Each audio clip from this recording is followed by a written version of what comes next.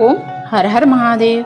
आप सभी भक्तजन कैसे हैं? हमको आशा है कि आप सभी लोग अच्छे ही होंगे। आज मैं जगन्नाथ जी की और तुलसीदास जी की मिलन कैसे हुई यह कथा आपके समक्ष लेके आई हूँ। लेकिन वीडियो शुरू करने से पहले आपसे अनुरोध करना चाहती हूँ कि यदि आपको वीडियो अच्छी लगती हो तो आप किसी एक को जरूर शेयर कीजिएगा। तो आइए हम लोग कथा के ओर चलते हैं। एक बार तुलसीदास जी जगन्नाथ जी के दर्शन के लिए गए। उनको किसी ने कहा था कि जगन्नाथ जी स्वयं साक्षात विष्णु भगवान के अवतार हैं, श्री कृष्ण जी के अवतार हैं, राम जी के अवतार हैं। इसलिए वह यात्रा करते हुए जगन्नाथपुरी पहुंचे। उड़ीसा जाते जाते वह बहुत थक गए थे और थोड़ा सा विश्राम करके उन्होंने मंदिर में प्रवेश कर जब गए नहा धो के जब मंदिर में प्रवेश किए तो उन्हें बहुत प्रसन्न चित्त थे। उनके दिमाग में था कि हमारे राम जी जैसे दिखते हैं वैसे ही जगन्नाथ जी भी दिखते होंगे। लेकिन उनको कहाँ पता था कि जगन्नाथ जी तो बाल लीला करते हैं। जगन्नाथ जी कैसे किस रूप में प्रकट हो जाएंगे किसी को कुछ भी पता नहीं होता। उसी तरह से तुलसीदास जी भी भ्रमित थे और मंदिर में गए दर्शन करने के लिए। जब वहाँ पे दर्शन करने गए तो भगवान के देखे तो हाथ नहीं थे, पैर नहीं थे, आंख बड़ी बड़ी थी। वह सोचने लगे कि ये हमारे भगवान कैसे हो सकते हैं, हमारे इष्ट देव कैसे हो सकते हैं। हमारे राम जी के तो सुंदर सुंदर बड़ी बड़ी आंखें हैं और हाथ हैं, पैर हैं, और ये हमारे भगवान कैसे हो सकते हैं। वो चिंता में डूब गए और दर्शन करके निकल आए और चिंता में बैठे हुए एक पेड़ की छाया में बैठ के सोचने लगे कि हम तो आए थे यहाँ पे भगवान के दर्शन करने के लिए, अपने श्री राम जी के दर्शन करने के लिए, लेकिन मैं तो नहीं जान रहा था कि यहाँ पे आके मेरी जो यात्रा है वो विफल हो जाएगी। यहाँ पे तो मैं आया तो कोई और दर्शन लिया है।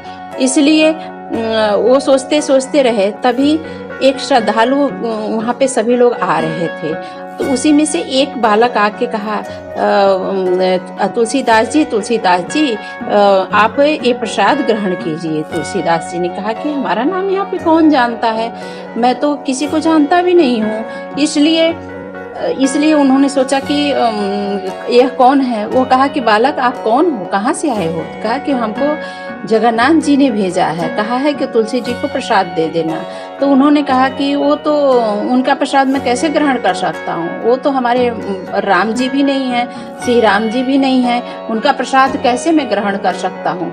तब उन्होंने कहा कि आप क्यों नहीं ग्रहण कर सकते? तुलसीदास जी ने कहा कि उनका जूठा प्रसाद मैं श्री राम जी को भोग नहीं लगा सकता क्योंकि वो हस्तविहीन हैं। हमारे इष्ट देव कैसे हो सकते हैं? हमारे रामचंद्र जी, हमारे श्री कृष्ण जी के हाथ हैं, पैर हैं, आंख है बड़ी बड़ी, इसलिए मैं कैसे उनको अपना इष्ट देव मान सकता हूँ। तो बालक ने कहा आप ही दिन लिखे हैं तुलसीदास जी कि आप ही तो वर्णन किए हैं कि बिन पग चले सुने बिन काना, कर बिन करम करे विधि नाना, अन्न रहित सरल रस भोगी, बिन बानी बक्ता बड़ भोगी। इतना सुनते ही तुलसीदास जी की आंखों से अविरल आंसू गिरने लगे और मुख से कुछ शब्द नहीं निकल पा रहा था। वह सोचे कि यह कौन हो सकता है। यह बालक तो लग रहा है कि कोई है, इनके में कोई शक्ति है। बालक ने थार रखते हुए कहा कि मैं ही तुम्हारा राम हूँ, मैं ही जगन्नाथ जी हूँ, मैं ही श्री कृष्ण जी हूँ। इसलिए यहाँ पे रोज हमारे पहरा पे हनुमान जी पहरा देते हैं जगन्नाथपुरी में, और फिर उसके बाद में विभीषण नित्य ही प्रतिदिन हमारा प्रातःकाल दर्शन करने आते हैं। आपको यदि ये नहीं जान पा रहे हैं, देख नहीं पा रहे हैं, तो आप स्वयं आके देखिएगा। ऐसा कहते ही जगन्नाथ जी वहां से गायब हो गए, थाल रख दिए। तुलसीदास जी ने अपने आंसू को पोंछते हुए और शरीर की सूध बूध भूल गए, बड़े स्नेह के साथ हमारे जगन्नाथ जी का प्रसाद यूं ही ऐसे ग्रहण कर रहे थे जैसे लग रहा था कोई अमृत से बड़ा भी कुछ मिल गया हो। वह ऐसे ग्रहण किए। फिर उसके बाद उन्होंने जैसा वो बालक ने कहे थे, जगन्नाथ जी जाके दर्शन देके कहे थे, उसी तरीके से उन्होंने सुबह स्नान से निवृत्त होकर के सुबह मंदिर में दर्शन करने गए तो देखे जहाँ जगन्नाथ जी और श्री कृष्ण जी, बलभद्र जी, सुभद्रा जी के स्थान पर श्री राम जी, लक्ष्मण जी, सीता जी के वहाँ पे दर्शन हुए। तो इस तरह की कथा है।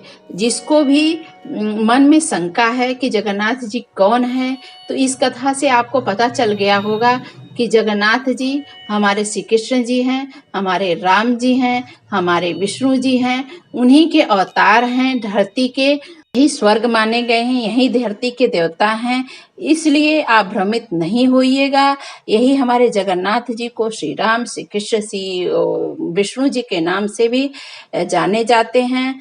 और यह इसी से यह कथा आगे आपको कैसी लगती है तो किसी को आप जरूर शेयर कीजिएगा। जिस जगह पर तुलसीदास जी ने रात्रि व्यतीत की थी, उस जगह पे तुलसी चौरा के नाम से भी जाना जाता है, क्योंकि उसी पेड़ के नीचे वहीं पे उन्होंने विश्राम किया था। इसलिए तुलसीदास जी का पीठ बड़छटा मठ के नाम के से प्रसिद्ध है। वहाँ पे बड़छटा नाम जो मठ है, वहीं पे तुलसीदास जी ने विश्राम किया था। तो यह आपको कथा कैसी लगी जरूर आप कमेंट करके बताइएगा। ओम हर हर महादेव।